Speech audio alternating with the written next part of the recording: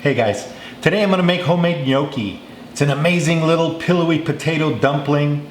I'm going to make my favorite recipe. It's gnocchi with peas, crispy bacon, and lemon thyme butter. Stick around, I'll show you how.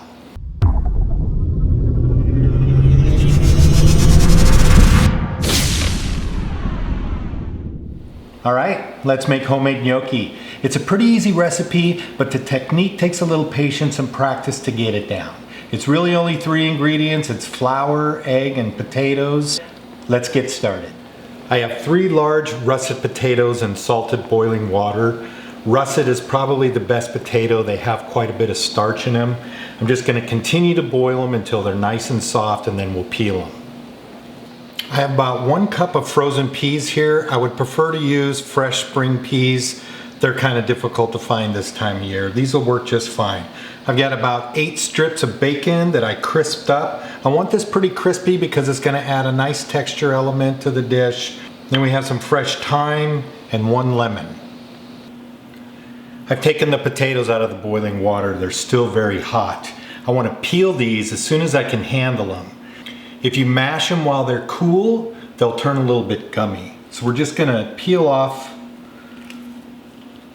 the skin the best that we can. These pretty much will just come right apart. Alright, these potatoes are still pretty steaming hot. This is the best time to work with them. We're going to mash them. There's several different techniques that you can use to mash them. Probably the best and most efficient is to push them through a potato ricer. I understand a lot of people don't have those. So I'm going to show you what I feel is the next best substitution. I've just got a mixing bowl here, and this is a mesh stainless steel colander. I'm just going to take a regular wooden spoon. I'm going to begin to push the potatoes down through the grates.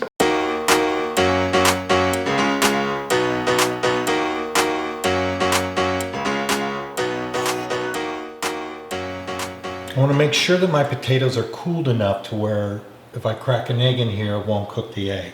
So I'm going to make just a little bit of a well.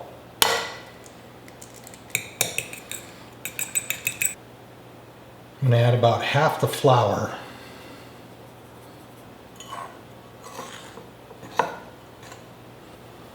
Now that I have somewhat of a dough, I'm going to move this out to my cutting board and use that as a work surface. I'm going to start to gently knead this dough.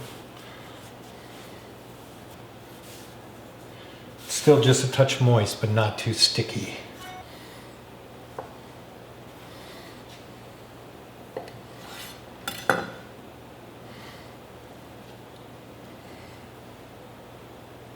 We begin to roll this out, moving from the center to the outside. We have some about 3/4 of an inch thick. I'm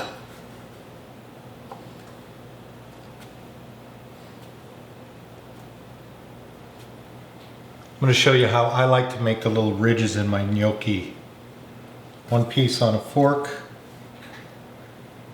Start to roll it. I make a little indentation here. Continue to roll.